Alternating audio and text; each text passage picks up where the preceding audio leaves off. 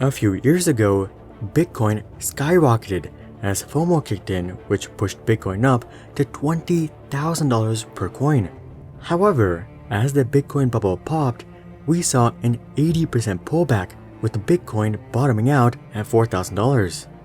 But since then, Bitcoin has started a whole nother bull run, standing upwards of $14,000 per coin today.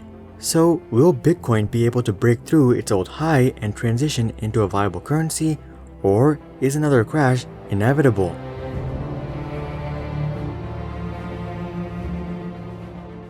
Well, starting off, let's take a look at how Bitcoin even works.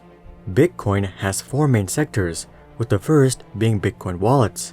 To access Bitcoin, the traditional way is to open a Bitcoin wallet, which can be done on your computer or smartphone.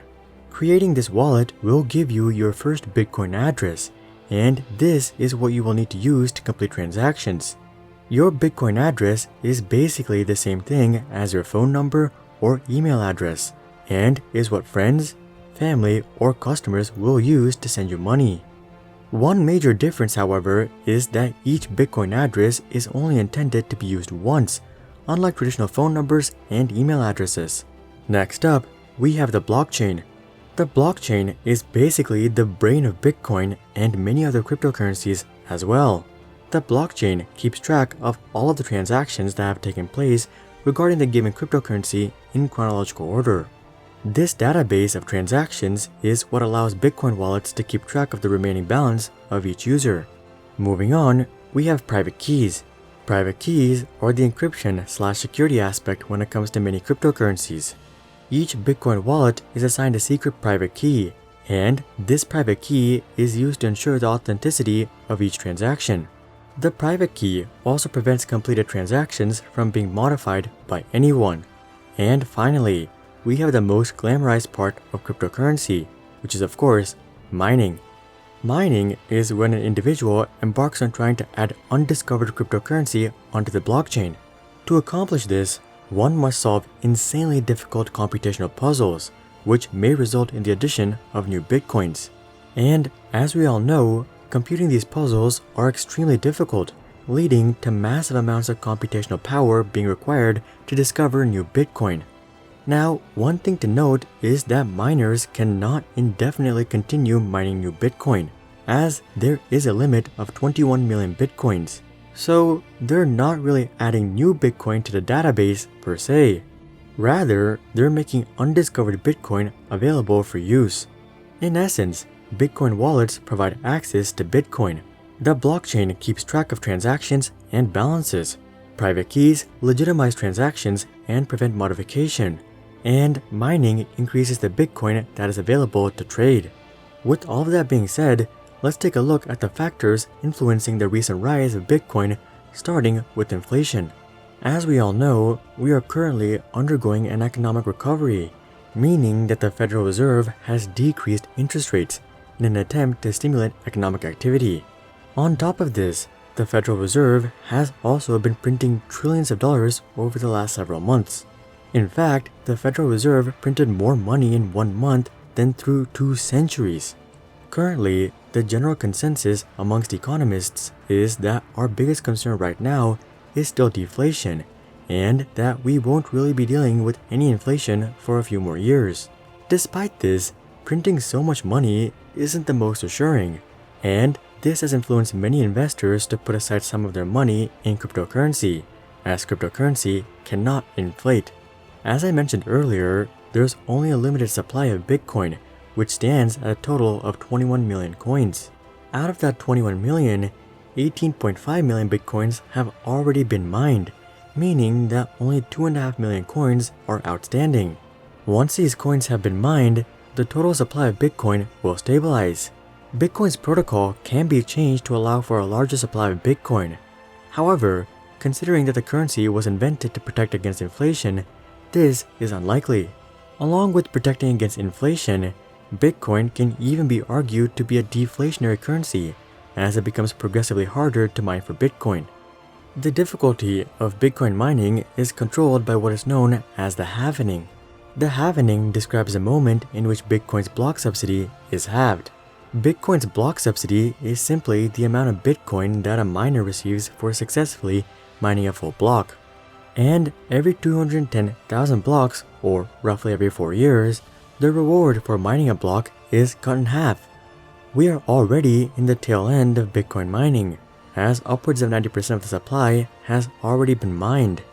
However, as mining simply gets exponentially harder as we move forward, it is expected that mining will continue all the way up to 2140. But at that point, the slight increase in available supply due to mining is unlikely to really impact the value of each Bitcoin. Considering the limited supply and increasing difficulty of even getting to full supply, it's not only likely that Bitcoin will not decrease in value long term, but also that it will actually increase in value. So it seems like a pretty safe bet against inflating currencies, which brings me to the comparison with gold. Bitcoin is often compared to gold, as they are both finite resources which have been consistently appreciating in comparison to most worldwide currencies. This is of course unless we eventually get into asteroid mining, and it makes economical sense to bring back gold as well as other precious metals to Earth. But as of right now, both gold and Bitcoin have limited supply. However, one major difference between the two is how valuable they each are. As of August 2020, Bitcoin boasted a market cap of $227 billion, meaning that the total value of all Bitcoins in the world stands at $227 billion. That's no scoffable amount, but gold stands at a whopping $9 trillion, which indicates that gold's market cap is about 40 times higher than that of Bitcoin. If Bitcoin was valued like gold, then each Bitcoin would actually be valued at a massive $500,000. And some economists predict that this is exactly what will happen by 2030. So definitely something to keep an eye on. But at the same time, one major difference between the two is their volatility. We have seen Bitcoin swing as much as 80% within just a couple of months or even weeks. Meanwhile, gold is quite stable. Anyways, at the end of the day, can Bitcoin actually replace the major world currencies? Well, personally, I think the answer is that Bitcoin or some other cryptocurrency will eventually replace world currencies, and the real question is within what time frame. In order for Bitcoin to be adopted as a national currency within any country, it has to first hit 3 key measures, the first of which being a practical medium of exchange. Bitcoin is really convenient and easy to complete transactions with. However, the vast majority of individuals and companies do not yet use Bitcoin. At the start of 2020, there were only 51 to 52 million cryptocurrency traders worldwide. So not even 1% of the world population. On the bright side, 2019 did see a 41% increase in Bitcoin users. If this growth is able to sustain throughout the 2020s, we would actually see about 1.5 billion users by 2030. Now of course, that is very optimistic, but given the graphs that Bitcoin has produced in the past, it wouldn't be that surprising. Assuming that they are able to reach 1 billion users by 2030, we may see Bitcoin become a popular and practical currency throughout the 2030s and 2040s. But again, that's on the optimistic side.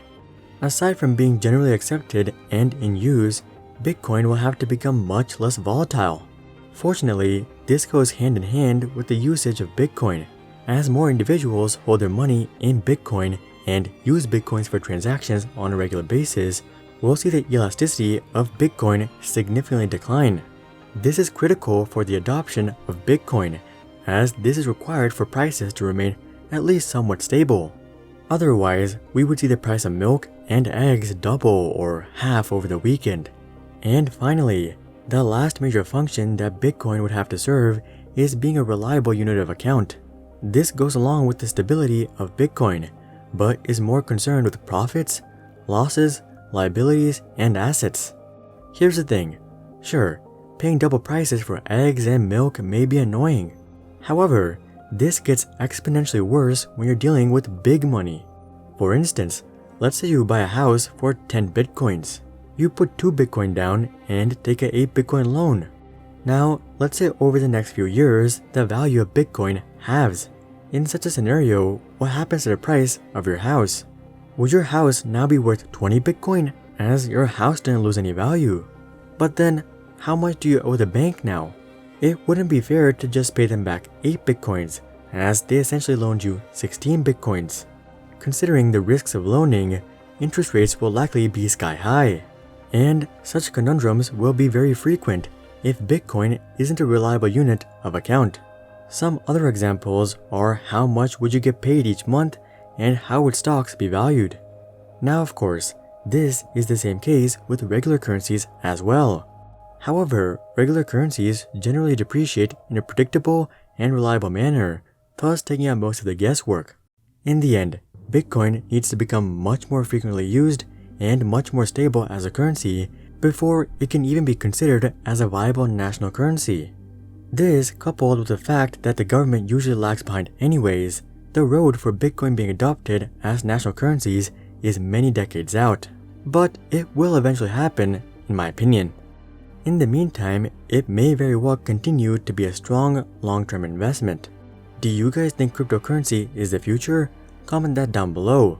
Also, drop a like if you guys appreciate the depth of this analysis. And check out our community Discord to suggest future video ideas. And of course, consider subscribing to see more questions logically answered. But until then, I'm Hari, and I'll see you guys on the next one.